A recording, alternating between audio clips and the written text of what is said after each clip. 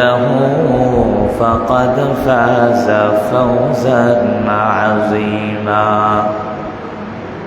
وقال تعالى: ومن أصدق من الله حديثا. صدق الله مولانا العظيم. قال رسول الله صلى الله عليه وآله وسلم: إن الصدق بر وإن البر يهدي إلى الجنة وإن الكذب فجور وإن الفجور يهدي إلى النار. رواه مسلم. أو كما قال النبي عليه الصلاة والسلام: اللهم صل على محمد النبي الأمي وعلى آله وسلم تسليما. رب زدني علما رب زدني علما. رب اشرح لي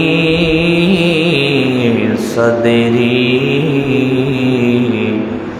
ويسر لي أمري واحلل عقدة من لساني يفقه قولي. رہے میرے مسکن حوالی کعبہ بنے میرے مدفن دیار مدینہ بنے میرے مدفن دیار مدینہ. محمد نے آ کر کفر کو مٹھایا کفر کو مٹھا کر صداقت بتایا. کفر کو مٹھا کر صداقت بتایا. আলহামদুলিল্লাহ, মহান রব্বের দরবারে অসংখ্য গণিত শুকর যে রব্বুল আলামিন বড় ভালোবেসে মহব্বত করে দয়া করে মহান রবের ঘর জামে মসজিদে জুমার নামাজ আদায়ের উদ্দেশ্যে আসার বসার তৌফিক দিয়েছেন। মুসলমান হিসাবে ইমানের আওয়াজকে উঁচু করে বলিষ্ঠ কণ্ঠে সেই রবের দেওয়া নেয়ামতের শুকর আদায় করে পড়ি আলহামদুলিল্লাহ। সর্বোপরি দুরূদ ও সালাম বিশ্ব মানবতার মুক্তির দিশারি সাইয়্যিদুল মুরসালিন জনাব মুহাম্মদুর রাসূলুল্লাহ সাল্লাল্লাহু আলাইহি ওয়া আলিহি ওয়াসাল্লাম। আমি যে আয়াত তেলাওয়াত করেছি পবিত্র কোরআনে সূরা আহজাবের 70 এবং 71 নম্বর আয়াত তেলাওয়াত করেছি। রাসূলের অসংখ্য হাদিস থেকে সহিহ মুসলিম শরীফের একটি হাদিস তেলাওয়াত করেছি। আল্লাহ যদি তৌফিক দেন আয়াত ও হাদিসের ওপর কিছু আলোচনা করার চেষ্টা করব ইনশাআল্লাহ। আজকে আলোচনার মূল বিষয়বস্তু হলো সত্য কথা বলা, সত্য বলার ফজিলত এবং মিথ্যাবাদীদের জন্য ভয়ঙ্কর কি রূপ রয়েছে। সত্যের ওপর অবিচল থাকলে কি পুরস্কার, সেই বিষয় নিয়ে আলোচনা। আজ সমাজে এমন একটা অবস্থা হয়ে গেছে, মিথ্যা বলাটা আমাদের কাছে মনে হয় যেন একটা সহজ কাজ, অথচ হাদিসের মধ্যে আসছে মিথ্যা বলা কবিরা গুনাহ না, শুধু বড় কবিরা গুনার মধ্যে একটা গুনাহ হলো মিথ্যা বলা। অথচ আমাদের সমাজ এমন হয়ে গেছে, কেউ কেউ মাঝে মাঝে নিজের পণ্ডিত্য জাহির করার জন্য, আমিত্ব ভাব প্রকাশ করার জন্য, নিজেকে বড় মনে করার জন্য মিথ্যা বলে, আছে না না এমন? অর্থাৎ মিথ্যা বলিয়া বলিয়া নিজের শান মানকে উঁচু করতে চায়। অথচ এই মিথ্যা বলা যে কত বড় পাপের কাজ, এই মিথ্যা বলা কত বড় অন্যায়, সে একবারও কল্পনাও করে না। আপনি চিন্তা করে দেখেন, অনেকে মনে করে যে সত্য কথা বললে বা সত্য বললে অনেক সময় আটকিয়ে যাব, অথচ এই চিন্তা করে না যে একটা মিথ্যা কথা বললে এই মিথ্যাটাকে ঢাকার জন্য আরো 10টা মিথ্যা কথা লাগে। বুঝেন নাই মনে হয় আমার কথাটা আপনারা? কেউ যদি একটা সত্য কথা বলে তাহলে তার চিন্তা হয় মাথায় যে আই হায়, মনে হয় আমি আটকিয়ে যাব, মিথ্যা বললে বেঁচে যাব। সেই চিন্তা করলো না, সত্য বললে আমি তার কাছে আটকানো না, আমি মুক্তি পেয়ে গেলাম। মিথ্যা বলার দ্বারা যদিও সামান্য সময়ের জন্য তার কাছে আমি মুক্তি পেলাম, কিন্তু আখিরাতে চিরস্থায়ীভাবে আমি আটকিয়ে গেলাম। আর একটা মিথ্যা কথাকে ঢাকার জন্য, সঠিক বানানোর জন্য আরো 10টা মিথ্যা কথা লাগে। তাহলে বোঝা গেল যে একটা অন্যায় কাজ, এই অন্যায় কাজকে সাপোর্ট দিলে আরো অন্যায় কাজ লাগে, তাহলে সেই কাজ আমরা কেন করি? নাকি সেই কাজটা আমরা কেন করি? আজকে সমাজে যে অবক্ষয়, তার মধ্যে উল্লেখযোগ্য একটা কারণ হলো মিথ্যার সয়লাভ হওয়া।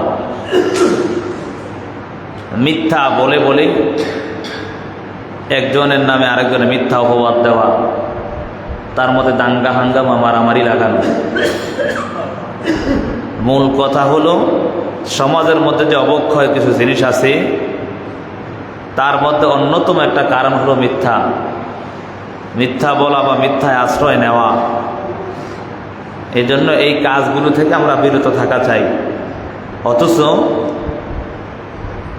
রাসূলুল্লাহ সাল্লাল্লাহু আলাইহি সাল্লামের জামানায় কোনো বেদিন বেঈমানরা পর্যন্ত মিথ্যা কথা বলা তাদের নিজের আত্মমর্যাদা গাতে হবে সেটা মনে করত। বলে কেমন? রোম সম্রাট আর নবীজির একজন সাহাবী হযরত আবু সুফিয়ান সাউরি রাদিয়াল্লাহু তাআলা আনহু, যিনি ওই সময় মুসলমান হন নাই। সরকার দু আলম রাসূলুল্লাহ সাল্লাল্লাহু আলাইহি সাল্লাম তিনি ইসলামের দাওয়াত নিয়ে রোম সম্রাটের কাছে পত্র পাঠালেন, লিখে পত্র পাঠালেন, চিঠি পাঠালেন। চিঠি পাওয়ার পর রোম সম্রাট তার নবীজির পুরা পত্রটা পড়লেন। পড়ার পর তার সভাসদবিন্দু যারা আছে তাদেরকে সামনে রেখে ডাক দিয়া বলেন, এই আমার কাছে যদি এমন কেউ থেকে থাকো যে আব্দুল্লাহর বেটা মুহাম্মদের ব্যাপারে কিছু জানো, তাহলে আমি তার থেকে পুরা তার ঘটনা শুনে নিতাম, আসলে তিনি কে বা কি। সাথে সাথে ওইখানের মধ্যে ব্যবসার উদ্দেশ্যে আবু সুফিয়ান সাউরি রাদিয়াল্লাহু তাআলা তিনি গিয়েছিলেন। তো সমস্ত লোকেরা আবু সুফিয়ানকে এমনি ঠেলে ধাক্কায় দাঁড় করায় দিলেন যে বাদশাহ মহারাজ, এই যে মুহাম্মদের ব্যাপারে তিনি মোটামুটি ভালোই জানেন। এই কথা শোনার পর আবু সুফিয়ানকে ডাক দিয়া কাছে আনলেন। কাছে আনার পর ডাক দিয়া বলে, আচ্ছা বলে তো,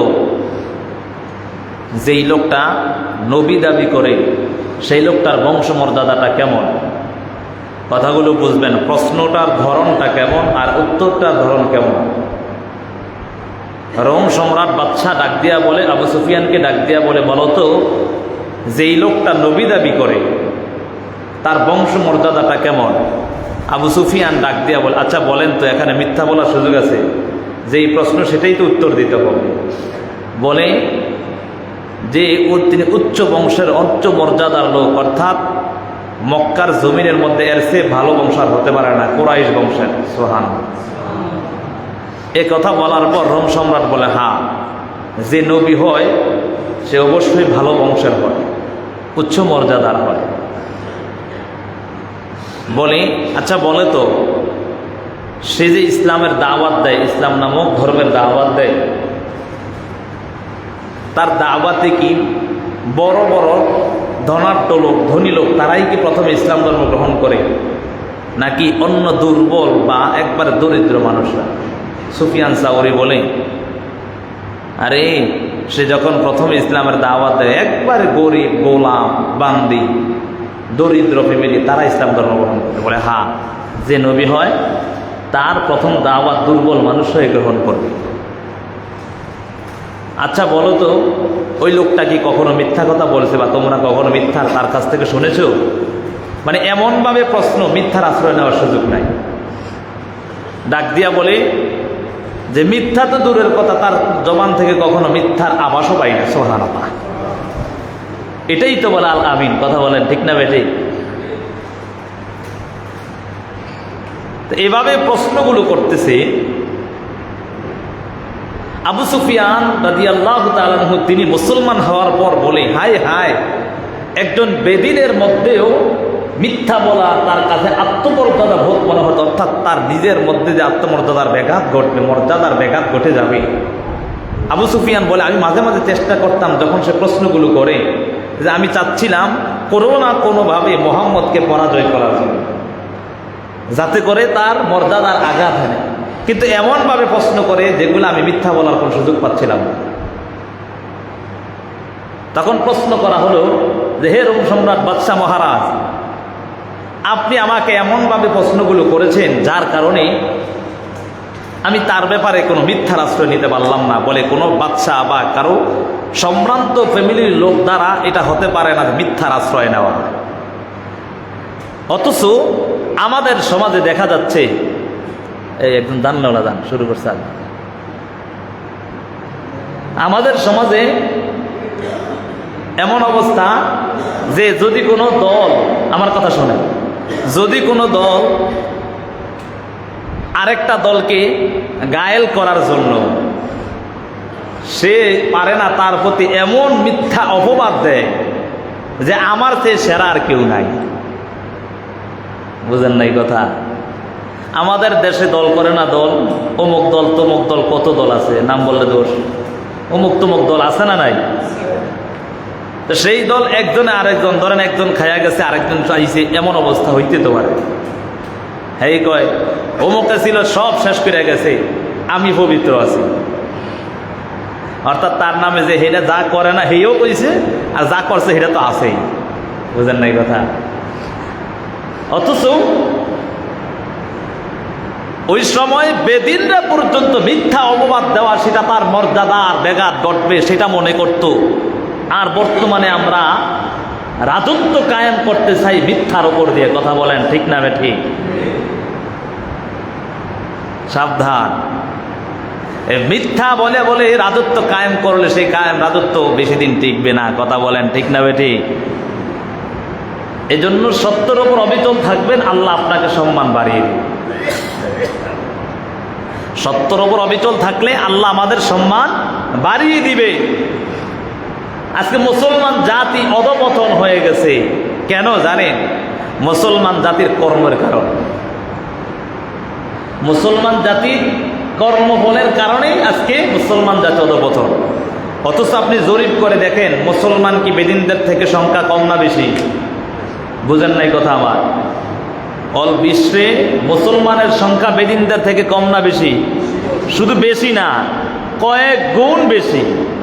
অথচ তাকাইয়া দেখেন, যে কোনো যেভাবেই হোক মুসলমানদের উপর নির্যাতন। আপনি আমাদের বাংলাদেশ দিকে একটু লক্ষ্য করেন, কিছু কিছু সুশীল সমাজধারী মিডিয়ার সামনে এসে বলে যে হিন্দু মুসলিমদের সংখ্যালঘুদের উপর নির্যাতন চালাচ্ছে। আচ্ছা বলেন তো, আমাদের দেশে কেমন হইতেছে? বুঝেন নাই কথা? আমাদের দেশে কি বেদিন হিন্দুদের উপর নির্যাতন হয়? এমন কেউ দেখছেন? বা কেউ যদি করে তাদেরকে আমরা প্রতিহত করার চেষ্টা করি। কথা বলেন ঠিক না বেঠি? কেন তাকে অন্যায়ভাবে নির্যাতন করি? অথচ উঠালো কি যে মুসলমানদের দেশে সংখ্যালঘুদের ওপর নির্যাতন চালাচ্ছে। তাহলে সেখানেও আমরা জিম্মি হয়ে গেলাম। আমরা যদি এমনই সত্যবাদী ইমানদারে হইতাম, তাহলে সরাসরি আমরা বুক ফুলাইয়া বলতাম মিডিয়ার সামনে, না আমরা কখনো বেদিনদেরকে, সংখ্যালঘুদেরকে আমরা কি করি নাই? নির্যাতন করি নাই। আপনি এটার দিকে লক্ষ্য করেন, মুসলমানের সন্তান হইয়া যদি বেদিনদের কৃষ্টি কালচার গ্রহণ করে, তাহলে সেই মুসলমানদের থেকে কি আশা করা যায়? বুঝেন নাই কথা? মুসলমানের সন্তান হয়ে যদি আমরা বেদিনদের কালচার গ্রহণ করি, তাহলে আমরা মুসলমানদের থেকে কি আশা করা যায়? আমি তো মনে করি প্রত্যেকটা মুহূর্তে মুহূর্তে মুসলমানদের উপর জুলুমের শিকার হবে, এটাই নিশ্চিত। আপনি তাকাইয়া দেখেন, হিন্দুদের পূজা, হিন্দুদের মেলা, সেই মেলার মধ্যে বুঝলেন, কথাগুলো বুঝলেন, আপনাকে বলি না, আমি আমাকে বলি। হিন্দুদের মেলা, হিন্দুদের পূজা, হিন্দুদের নর্তকী এনে নাচানো, সেখানে মুসলমানের অভাব নাই। সব বাদ দেন, হিন্দুদের অনুষ্ঠানের মধ্যে মুসলমানের দোকানপাটের অভাব নাই। আবার এসব প্রশ্ন করে, হুজুর আচ্ছা বলেন তো, হিন্দুদের এইখানের মধ্যে দোকানপাট দিয়ে এটা কি খাওয়া যায় যাচ্ছেনি? চিন্তা করছেন? নির্লজ্জ বেহায়া কোথাকার! আজকে মুসলমান দাবি করি, আপনি তাকাইয়া দেখেন আপনার মাহফিলে, আপনার ঈদগাহে কয়জন হিন্দু বেদিন আছে? আশ্চর্য কারবার।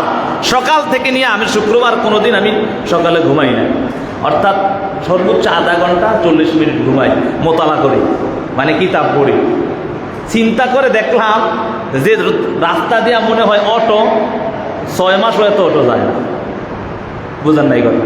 শুধু আমার মুসলমান মা বোন সন্তান, আর আমার মুসলমান ভাই, আমার মুসলমান বাবা, আমার মুসলমান চাচা, হায় হায় নির্লজ্জ কোথাকার! একটু কি আফসোস হয় না আমি মুসলমানের ঘরে সন্তান হইয়া কেমন করে বেদিনদের পূজা, বেদিনদের মেলার মধ্যে, বেদিনদের আনন্দ উৎসবের মধ্যে আমি যাই?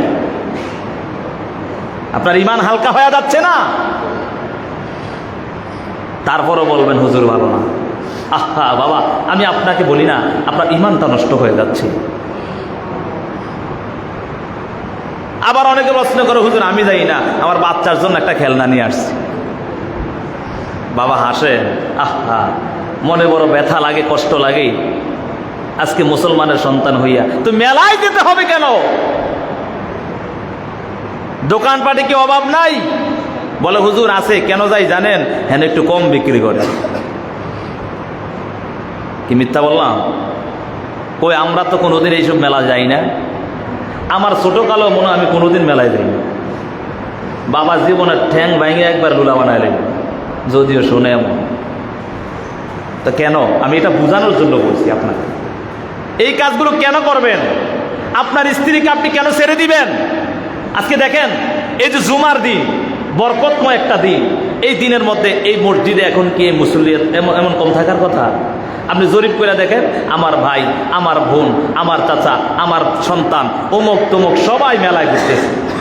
আর যারা দোকান দেয় তারা তো আজকে জুমার নামাজ লাগবেই না। অধিকাংশ মুসলমানের সন্তান দোকান দেয়। কি আমি ভুল বলছি আপনাদেরকে? কেন বাবা এগুলা কেন হবে? আমি তো মুসলমান, আমার বাবা মুসলমান। আবার যদি প্রশ্ন করে আপনি কি মুসলমান না হিন্দু? ওরে বাবা, আমার 14 গোষ্ঠী উদ্ধার করে বলবে, হুজুর আপনি বুঝেন নাই, আমার 14 গোষ্ঠী, আমার চাচা, আমার বাবা, আমার অমুক তমুক তমুক পূর্বপুরুষ সবাই মুসলমান। আপনি কেমনে আমার এই কথা বললেন? আমি আপনার কৃষ্টি কালচার, আপনার চলন দেখে আমি আপনাকে বলছি আপনি মুসলমান নাকি। কথা বলেন ঠিক না বেঠিক? আল্লাহ আমাদেরকে বুঝার তৌফিক দান করুন, সকলে বলি আমিন। তো যেই কথা বলতেছেন, রাগ করছেন আপনারা? রাগ করেন না বাবা, আমি আপনাকে জাহান্নাম থেকে বাঁচানোর জন্য বলছি। বাবা আমি আপনাকে জাহান্নামের পথ থেকে বাঁচানোর জন্য বলতেছি। কেন? আপনি আপনার সন্তানের কারণে কেন জাহান্নামে যাবেন? আপনি আপনার স্ত্রীর কারণে কেন জাহান্নামে যাবেন? আপনি আপনার পরিবারের কারণে কেন জাহান্নামে যাবেন? ওই সময় আপনাকে 2 টাকা দিয়েও সে গণবে না। যদি সেও জাহান্নামী হয় আর আপনিও যদি জাহান্নামী হন, আগে সে বলবে আমার স্বামী ছিল বিদায়, সে আমার স্বামী আমাকে একবারও বাধা দেয় না, সে আমার স্বামী একবারও আমাকে অন্যায় কাজ করতে নিষেধ করে নাই, অতএব আমি আগে জাহান্নামে যাব না, আমার স্বামীকে আগে জাহান্নামে দাও। নাউজুবিল্লাহ। সন্তান ডাক দেয়া বলবে, মালিক আমার বাবা থাকা সত্ত্বেও আমার বাবা আমাকে কখনো বাধা দেয় নাই, অতএব আমার বাবার ঘাড়ে পাড়া দিয়ে ধাক্কা দিয়ে আমি আগে জাহান্নামে না, আমার বাবাকে আগে জাহান্নামে দিতে চাই, তারপর আমি জাহান্নামে। এটাই তো নবী বলে, আলা কুল্লুকুম রাঈন ওয়া কুল্লুকুম মাসউলুন আন রাঈয়াতিহি। সাবধান হয়ে যাও, সাবধান হয়ে যাও, সবাই দায়িত্বশীল, সবাইকে দায়িত্বের ব্যাপারে প্রশ্ন করা হবে। তোমার সন্তানের ব্যাপারে, তোমার স্ত্রীর ব্যাপারে, তোমার পরিবার পরিজনের ব্যাপারে কি দায়িত্ব তোমার মধ্যে? বলো বাবা বলো। ওই সময় যদি তুমি অন্যায় নিয়ে কবরে যাও, সাবধান হয়ে যাও, এমন ভয়ঙ্কর অবস্থা হয়ে তোমার দাঁড়াবে রে বাবা। এত সুন্দর আত্মীয় স্বজনরা, যেই সন্তান একদিন না খাইলে তোমার মনে বড় কষ্ট হয়ে যায়, আমার সন্তানটা না খাইলে আমার সন্তানের শরীরটা নষ্ট হয়ে যাবে, সেই সন্তানের মায়া, এত মায়া, ওই সন্তানটা হাসরের ময়দানে তোমার ঘাটটা ধাক্কা দিয়ে আগে জাহান্নামে দিবে। কেন বাবা অন্যায় কাজে লিপ্ত হয়ে গেছো? আমি সেই বয়ানটাই সেইটাই বুঝাতে চাচ্ছিলাম। আজকে মুসলমান অধঃপতন হয়েছে আমার নিজের কারণে, কথা বলেন ঠিক নেই? মুসলমান অধঃপতন হয়েছে নিজের কারণে। এরে বাবা বুঝো, কেন আজকে অন্যায় কাজে লিপ্ত হয়ে গেছো? আপনি দেখেন, তাকায়া দেখেন, আজকে এই যে মেলা, হিন্দুদের মেলা হচ্ছে, এই মেলার মধ্যে এত আনন্দ ভোগ করি, আনন্দ করিয়া মুসলমানের সন্তান যায়। এই যে আমাদের বছরে দুইটাই ঈদের মধ্যে তো আনন্দ করে না, কথা বলেন ঠিক না বেটি? কেন বাবা এই কাজগুলো কেন হবে? আমরা তো মুসলমানের সন্তান, আমরা তো শেষ নবীর উম্মত, আমরা এমন মানুষ। আমার আল্লাহ বলেন আমরাই হলাম উত্তম জাতি, আমাদের থেকে উত্তম জাতি আর কেউ হতে পারে না। অথচ আমরা উত্তম জাতি হইয়া সবচেয়ে নিকৃষ্ট কাজ আমার আর আপনার মধ্যে হয়, কথা বলেন ঠিক না বেটি? কেন বাবা এই কাজ করা যাবে না? আজকে থেকে তওবা করো, আর জীবনে অন্যায় করব না, আর জীবনে এই অন্যায় কাজের মধ্যে জড়িত হয়ে যাব না, আমার সন্তানগুলোকে অন্যায় কাজে জড়িত করব না, আমার স্ত্রীকে আমার অন্যায় কাজে জড়িত করব না, আমার কন্যা সন্তান, আমার সন্তানগুলোকে আমি অন্যায় কাজে জড়িত করব না। বাবা সাবধান হয়ে যাও। অনেকে বলবেন হুজুর, যদি আমি আমার স্ত্রীকে টাকা পয়সা না দেই, হ্যাঁ আমার ছেড়ে চলে যায়। বুঝেন নাই কথা? যদি আজকে মেলার মধ্যে আমার স্ত্রীর আমি না যাইতে দেই, হ্যাঁ আমার ছেড়ে চলে যায়। এমন স্ত্রীর দরকার নাই, ছেড়ে দাও। কথা বলেন ঠিক না বেঠি? এমন সন্তান দরকার নাই, সে সন্তানকে জবাই করে দাও। কারণ সন্তানের কারণে আমার জাহান্নাম কেন হবে? মূল কথা একটাই, আমার ঘাটতি আছে, আমি কেন আগে শিক্ষা দিলাম না? প্রথম একবার বলছে হুজুর বাচ্চা মানুষ কিছুই তো না, বাচ্চা যাইতে যাইতে যাইতে যাইতে বড় হয়ে গেছে, ওনা ছাড়তেই পারে না। বুঝেন নাই কথা? হুজুর বাচ্চা মানুষ কিছুই তো না, আল্লাহ এটা দেখতো না। নাবালক মানুষের ওরে বাপরে ফতুয়া শেষ নাই। বুঝেন নাই কথা? নাবালক মানুষ বাচ্চা তো, হের কোনো স্বভাবও নাই, গুণাও নাই, সুন্দর ওয়াজ পারে ভালো। হুজুরের এফতা ফরন লাগে না। এই নাবালেক বাচ্চা যখন বালেক হয় তখনও দেখা যায় আর অবস্থা, আর পাল্টানো যায় না। এখন হীরা ধরে, এই কথা বললে বাবা তোমার গর্দান শেষ। কথা বলেন ঠিক না বেটি? ওই দেখলেন না মোবাইলের মধ্যে এক মেয়ে তার বাবারে কোপায়া কোপায়া শেষ করছে। যদিও সন্তানের দোষ হয় না, আগে বাবার করছিল। কথা বলেন ঠিক না বেটি? বাবাই কেন এমন শিক্ষাটা আগের থেকে দিল না? ছোট যখন ছিল তখন কেন বাবা দিল না? ছোট থাকতে কি বাবার কাছে অর্থাৎ হাত দিয়া মারার ক্ষমতা ছিল? অর্থাৎ ছোট থাকতে সেই শিক্ষাটা তার দেওয়া দরকার ছিল। কথা বলেন ঠিক না বেটি?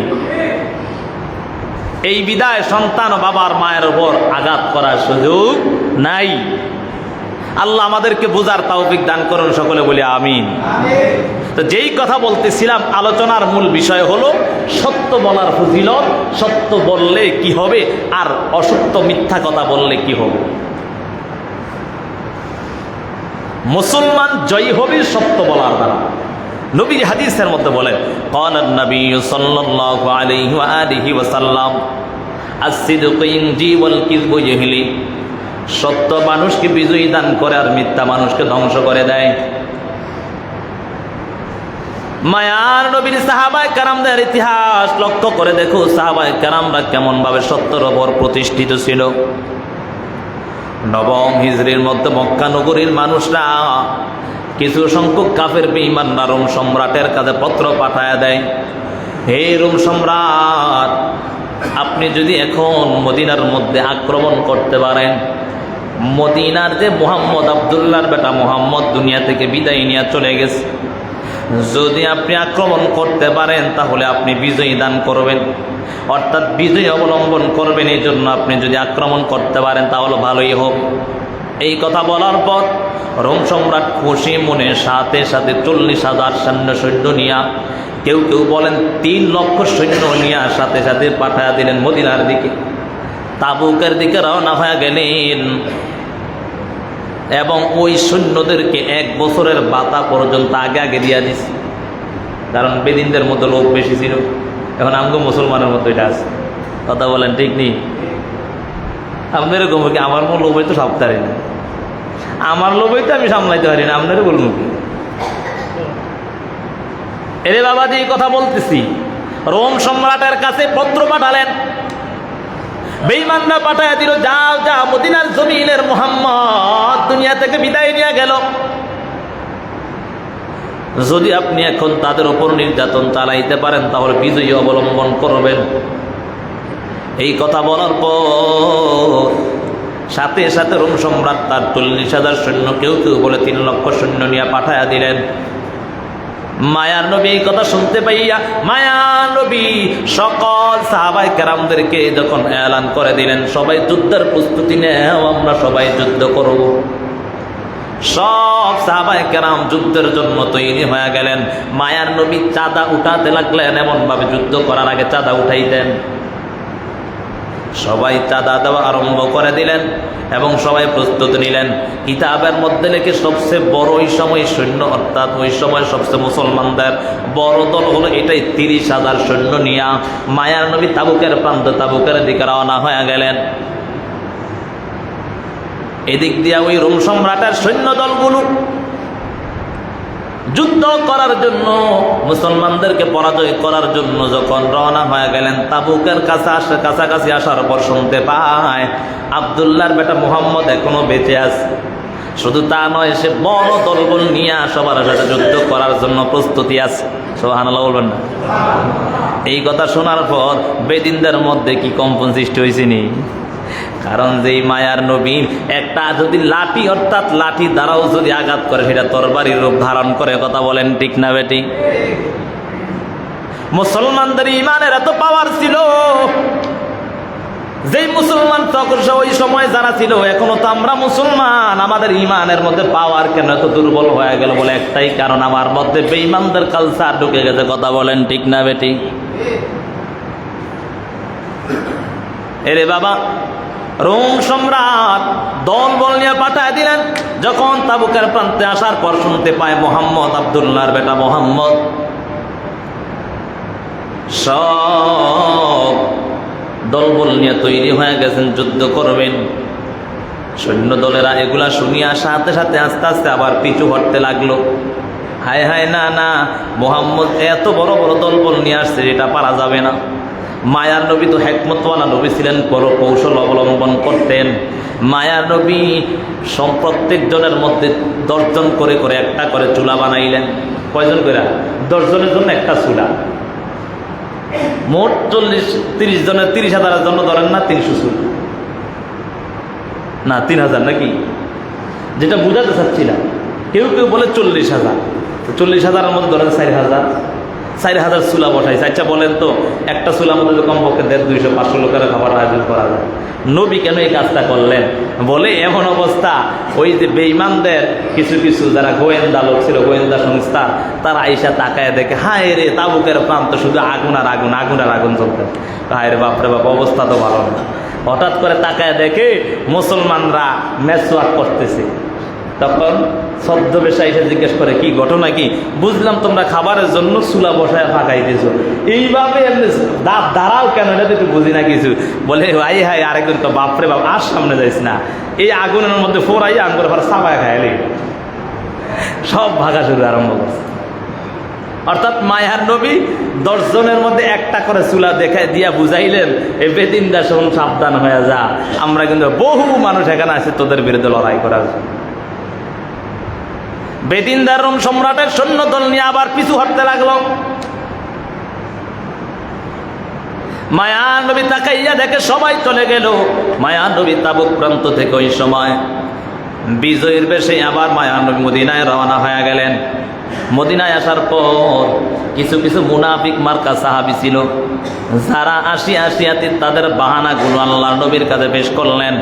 আল্লাহর নবী ওই বাহানাগুলো শুনিয়া তাদেরকে রুখসত দিয়া দিলেন, তাদেরকে মাফ করে দিলেন। কিন্তু 3 জন সাহাবী ছিলেন, কাব ইবনে মালিক, আর কাব ইবনে মালিক, হিলাল ইবনে উমাইয়া, মুরারা ইবনে রাবি, এই 3 জন সাহাবী ছিলেন তারা, এবং সরল মন, একবার সহজ সরল মানুষ ছিল। কিন্তু তারা যুদ্ধের ময়দানে যেতে পারে নাই। যুদ্ধের ময়দানে না যেতে পারার কারণে ওই মুনাফিকদের মতো যখন মুনাফিকরা ইসা মায়ার নবীর কাছে মাপ চাইলেন, মায়ার নবী সবাইকে মাফ করে দিলেন, কারণ মায়ার নবী সরল মনের মানুষ ছিলেন, ঠিক না? অন্যায় করলে মাফ করে দিতেন। নবী সবাইকে মাফ করে দিলেন, কিন্তু তিনজন সাহাবী আসিয়া মায়ার নবীকে সালাম করলেন, মায়ার নবী সালামের জবাব দিলেন না। সালামের জবাব না দেওয়ার কারণে কাব ইবনে মালিক কান্না করে ডাক দেয়া, বলো নবী আমার, আমি মিথ্যা কথা বলি নাই, আমি সত্য বলতেছি, আমি যুদ্ধের ময়দানে অংশগ্রহণ করতে পারি নাই, এটা আমার ব্যর্থতা। ও নবী আমার, আপনি আমাকে ক্ষমা করে দেন। আমার মুসলমানের প্রতি, ইসলামের প্রতি কোনো সন্দেহ নাই, আমার আপনার প্রতিও কোনো সন্দেহ নাই, আমার ইসলামের প্রতি কোনো রাগও নাই, কিন্তু আমি যাওয়ার চেষ্টা করেছি, আমার ব্যর্থতার কারণে যেতে পারি নাই। এই কথা বলার পর মায়ার নবী ডাক দিয়া বলে, রে কাব ইবনে মালিক, বলো কেন তুমি যাইতে পারো না, তার কারণটা?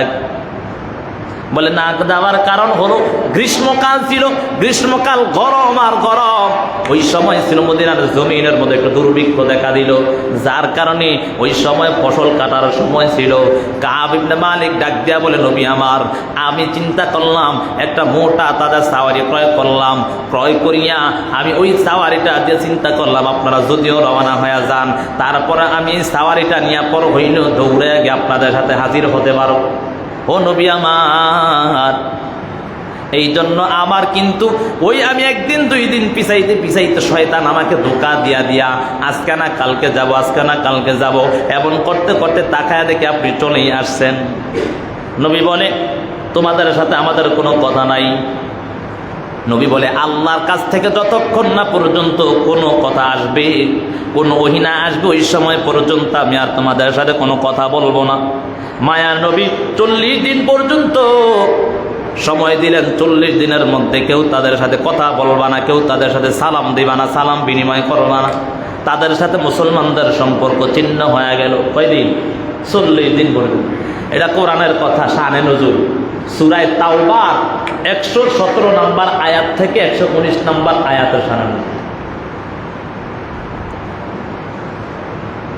মায়ার নবী যখন বলল কাব ইবনে মালিকের সাথে হিলাল ইবনে উমাইয়া, মুরারা ইবনে রাবি, তিনজন সাহাবীর সাথে কেউ কথা বলবা না। তার মধ্যে হিলাল ইবনে উমাইয়া, মুরারা ইবনে রাবি, দুইজন সাহাবী, বৃদ্ধ সাহাবী ছিল, আর কাব ইবনে মালিক যুবক সাহাবী ছিল। কাব ইবনে মালিক তাকায় দেখে কেউ আর তিনাদের সাথে কথা বলে না, কারণ সাহাবায়ে কেরামরা এমনভাবে মায়ার নবীর কথাকে মানতেন, জীবন দিবে, তারপর মায়ার নবীর কথা অমান্য করেন নাই। কথা বলেন ঠিক নি? আয়াত নাজিল হইছে, নবীর সামনে কেউ কোনো উঁচু গলায় কথা বলতে পারবে না। এই আয়াত শোনার পর এক সাহাবী মাত্র এইভাবে দরওয়াজা দিয়ে ঢুকতেছে, হেনে বসে গেছে। নবী বসে থাকবার আপনি দাঁড়ায় দাঁড়ায় ইয়া করবেন, এই সুযোগ নাই, এই জায়গায় বসে গেছে। বুঝেন কি পর্যন্ত মানছে নবী। এমন অবস্থার মধ্যে কাব ইবনে মালিক বলেন যে আমি তো একটু যুবক ছিলাম, আর হিলাল ইবনে উমাইয়া, মুরারা ইবনে রাবি, তারা দুইজন বৃদ্ধ ছিল, তারা একবারে বয়স্ক মানুষ, এই জন্য তারা হাঁটতে চলতে বেশি একটা পারত না। এই জন্য যখন নবীজি তাদের সাথে, তিনজনের সাথে মুসলমানের সম্পর্কে ছিন্ন করে দিলেন, ওই সময় হিলাল ইবনে উমাইয়া, মুরারা ইবনে রাবি দুইজন ঘরে বসে বসে শুধু আল্লাহর কাছে কান্না করেন, আল্লাহ আমাকে মাফ করে দেন, আল্লাহ আপনার নবীর ওপর একটু রহমত করেন, যাতে করে আমাদের সাথে একটু কথা বলেন। কাব ইবনে মালিক বলে, আমি যুবক ছিলাম, শরীরের শক্তি থাকার কারণে আমি প্রত্যেক দিন সকালবেলা বাজারে দিতাম, বাজারে গিয়া মুসলমানদেরকে দেখলে সালাম দিতাম, কিন্তু কেউ আমার সালামের জবাব দিতেন না। নবীর কাছে গিয়া যখন সালাম দিতাম, নবী আমাদের থেকে চেহারাটা ফিরে দিতেন। আমি আল্লাহর কাছে কান্না করতাম, দয়ার মালিক, ও দয়ার আল্লাহ, যদি আমার এই অবস্থায় মৃত্যু হয়ে যায়, কিন্তু মৃত্যু হয়ে গেলে আমার কোনো আফসোস নেই, তবে একটা আফসোস থাকবে, আমার নবী কি আমার জানাজা পড়বে কিনা, ওই সাহাবায়ে কেরাম কি আমার জানাজার মধ্যে শরীক হবে কিনা রে আল্লাহ। আর যদি আমার জানাজায় শরীক না হয়, আমার তো জাহান্নাম ছাড়া উপায় নাই। নবী থাকা সত্ত্বেও আমার জানাজায় তিনি আসলেন না। এমন ভাবে কান্না করে, আল্লাহর কাছে কান্না করে। কান্না করতে করতে এমন অবস্থা হয়ে গেল যে এমন অবস্থা কাব বিন মালিক বলে আমার চোখ দিয়া শেষ পর্যন্ত আর পানি আসতো না, চোখ দিয়া রক্ত বেয়ে বেয়ে পড়তো। মায়ার নবী 40 দিন হয়ে গেল, আসমান থেকে কোনো ওহী আসে না, আল্লাহর পক্ষ থেকে কোনো ওহী আসে না। ওহী না আসার কারণে মায়ার নবী আরো 10 দিন বাড়ায়া দিলেন। বলেন তো কেমন অবস্থা, হালাত চলতেছে এমন অবস্থার মধ্যে। কিছুক্ষণ পর মায়ার নবী ডাক দিয়া বলে সমস্ত তাদের স্ত্রী থেকে তাদেরকে আলাদা করে দিছে। বলেন তো, যদিও দুনিয়ার সবার কাছে একটু অবহেলা হয়, ঘরে গিয়ে স্ত্রীর কাছে সন্তানদের কাছে গেলে তো একটু সান্ত্বনা পায়। কথা বলেন ঠিক না বেটি? যখন ঘরে গিয়া দেখি স্ত্রীরা ওদের থেকে আলাদা হয়ে গেল, নবী ডাক দিয়া বলে, হে কাব বিন মালিকের স্ত্রী হিলাল ইবনে উমাইয়া, মুরারা ইবনে রাবির স্ত্রী, শোনো, সবাই তোমরা তাদের থেকে আলাদা হয়ে যাও। এই কথা বলার পর সবাই যখন আলাদা আলাদা হয়ে গেল, হিলাল ইবনে উমাইয়া, মুরারা ইবনে রাবি তাদের স্ত্রীরা ডাক দিয়া বলো, ও নবী আমার, আমার স্বামী তো একবারে বৃদ্ধ মানুষ, সে নিজে কোনো রকম পানি এনে ওযু করতে পারে না।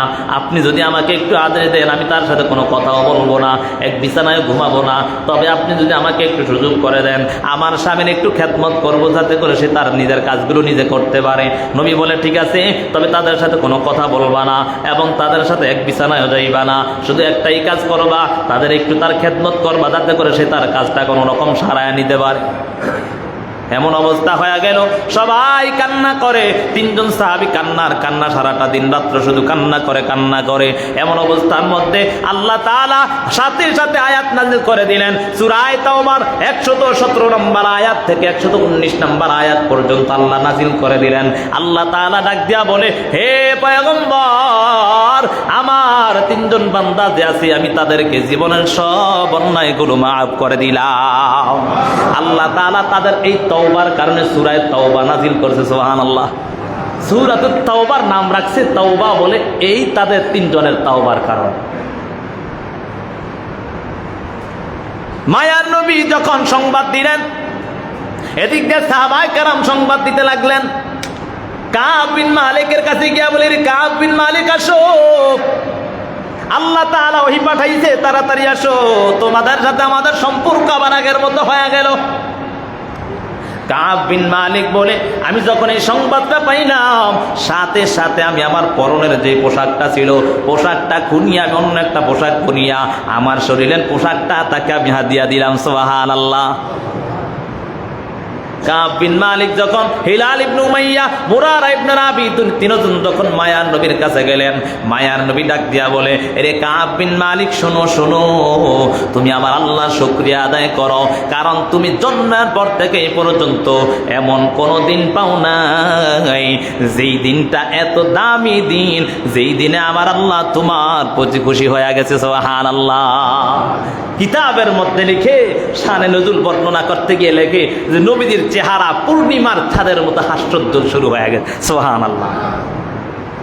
কাব বিন মালিক খুশি হইয়া শুকরিয়া তার সাথে সাথে তার যে ধন সম্পদ দিল, বলল, আল্লাহর নবীর কাছে ডাক দেয়া বলে, নবী আমার ধন সম্পদ সব আল্লাহর রাস্তা দান করে দিব। নবী বলে, না, কিছু রাখো আর সব আর কিছু দান করে দাও আল্লাহর রাস্তায়। সুবহানাল্লাহ। কিতাবের মধ্যে লিখে, শুধু কাব বিন মালিককে যখন প্রশ্ন করছে, কি তুমি পারলা না তাদের মতো মিথ্যা কথা বলে, যারা মুনাফিক ছিল তাদের মতো মিথ্যা কথা বলে পার পায়া যাইতা? কাব বিন মালিক বলে, হে নবী আমার, আমি এমন কোন মানুষের সামনে তো দাঁড়াইয়া কথা বলি নাই যেই মানুষটা দুনিয়ার কোনো একটা নিম্ন ধরনের মানুষ, এটা তো এমন একজন মানুষ, আমি যদিও এখন কিছু ক্ষণস্থায়ী সময়ের জন্য মিথ্যা কথা বলে আপনার কাছ থেকে পার পায়া গেলাম, কিন্তু আল্লাহ যে ওহী পাঠায়, ওহী পাঠানোর পর তো আমি চিরস্থায়ীভাবে আপনার থেকে আলাদা হয়ে যেতে হবে। এই জন্য আমি সত্য কথা বলে দিলাম। আর এটাই নবীজি হাদিসের মধ্যে বলেন, as-sidqu yunji wal kidhbu yuhlik, সত্য মানুষকে বিজয়ী দেয় আর অসত্য মিথ্যা মানুষকে ধ্বংস করে দেয়। তাদেরকে সরাসরি মুনাফিক বলে, যারা যারা ওই বাহানা ধরে ধরে আসছে তাদেরকে কি বলে ডাক দিছে? মুনাফিক বলে ডাক। আর মুনাফিকের আলামত তো মিথ্যা বলা। কথা বলেন ঠিক না বেটি? আয়াতুল মুনাফিকি সালাসা, ইযা হাদ্দাদা কাযাবা ওয়া ইযা ওয়াদা আখলাফা ওয়া ইযা তুমিনা খানা। আল্লাহর নবী বলেন, তারা মুনাফিক হয়, তাদের আলামত হলো তারা কথায় কথায় মিথ্যা বলা। তাদের কাজ কি? মিথ্যা কথা বলা। এই জন্য বাবা কখনো মিথ্যা কথা বলা যাবে না, সত্যের উপর প্রতিষ্ঠিত হতে হবে। এরে বাবা আজকে সমাজে অবক্ষয়ের মধ্যে একটা কারণ হলো রে বাবা মিথ্যার সয়লাভ ছড়ায়া দেওয়া, নিজের পাণ্ডিত্য জাহির করার জন্য অন্যের সাথে মিথ্যা কথায় লিপ্ত হয়ে গেছো। না না না, এই কাজ কখনো করা যাবে না। নবীর সাহাবী হযরত আবু বকর সিদ্দিক রাদিয়াল্লাহু তাআলা আনহু থেকে বর্ণিত, মায়ার নবীর সাহাবী হযরত আবু বকর সিদ্দিক রাদিয়াল্লাহু তাআলা আনহু বর্ণনা করেন, মায়ার নবীর সাহাবী বলেন আল্লাহর নবী বলেছেন যে সবচেয়ে বড় গুনাহ কবিরা গুনাহের মধ্যে একটা বড় কবিরা গুনাহ হলো মিথ্যা কথা বলা। আকবারুল কাবায়ের, কবিরা গুনাহের মধ্যে বড় কবিরা গুনাহ হলো বলে একটা, তার মধ্যে একটা হলো মিথ্যা কথা বলা। আল কাবাইরুল ইশরাকু বিল্লাহ ওয়া হুকুকুল ওয়ালিদাইন ওয়াল ইয়ামিনাল গামুস ওয়াশ শাহাদাতুজ জুর। মায়ার নবী বলেন এক নাম্বার হলো আল্লাহর সাথে কাউকে শিরিক করা, দ্বিতীয় নাম্বার হলো মা বাবার অবাধ্য হওয়া, তৃতীয় নাম্বার হলো মিথ্যা কথার সাক্ষী দেওয়া, মিথ্যা সাক্ষী দেওয়া। আবার আল্লাহ তাআলা এই কথাই আমি যে সূরা আহজাবের প্রথম খুতবার মধ্যে একটা আয়াত তেলাওয়াত করলাম, আল্লাহ তাআলা সূরা আহজাবের 71 এবং 71 নম্বর আয়াত আল্লাহ বলেন ইয়া আইয়ুহাল্লাযীনা আমানুত্তাকুল্লাহ ওয়া কুলু কাওলান সাদীদা يصلح لكم أعمالكم ويغفر لكم ذنوبكم ومن يطع الله ورسوله فقد فاز فوزا عظيما। আল্লাহ তাআলা বলেন হে ঈমানদারের দল ইত্তাকুল্লাহ, আল্লাহর ভয়, ওয়া কুলু কাওলান সাদীদা, এবং জবানকে হেফাজত করো, জবান দ্বারা সঠিক কথা বলো। এই জবান দ্বারা সঠিক কথা বলো কে বলতেছেন? স্বয়ং আল্লাহ নিজেই বলেন। আর নবীজি ইমাম মুসলিম রহমতুল্লাহ আলাইহি তিনি তার মুসলিম শরীফের মধ্যে লেখেন, একটা নবীজির একটা হাদিস উল্লেখ করেছেন, ইন্নাস সিদকা বিররুন, নিশ্চয়ই সত্য বলা এটা হলো নেকির কাজ। কিসের কাজ?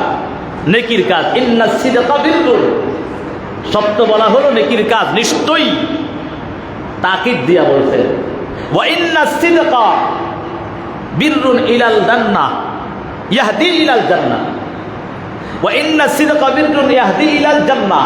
নবী হাদিসের মধ্যে বলেন যে সত্য বলা হলো নেকির কাজ, আর এই নেকির কাজ মানুষকে জান্নাতের পথ দেখায়। সুবহানাল্লাহ। ওয়া ইন্নাল কিযবা ফুজুর, নিশ্চয়ই মিথ্যা গুনাহের কাজ। ওয়া ইন্নাল ফুজুরা ইয়াহদি ইলান নার, নবীজি বলেন আর এই অন্যায় গুনাহ মানুষকে জাহান্নামের পথ দেখায়। অন্যায় মানুষকে কিসের পথ দেখায়? জাহান্নামের পথ দেখায়। কি বানায় বলছি? বুঝেন নাই কথা?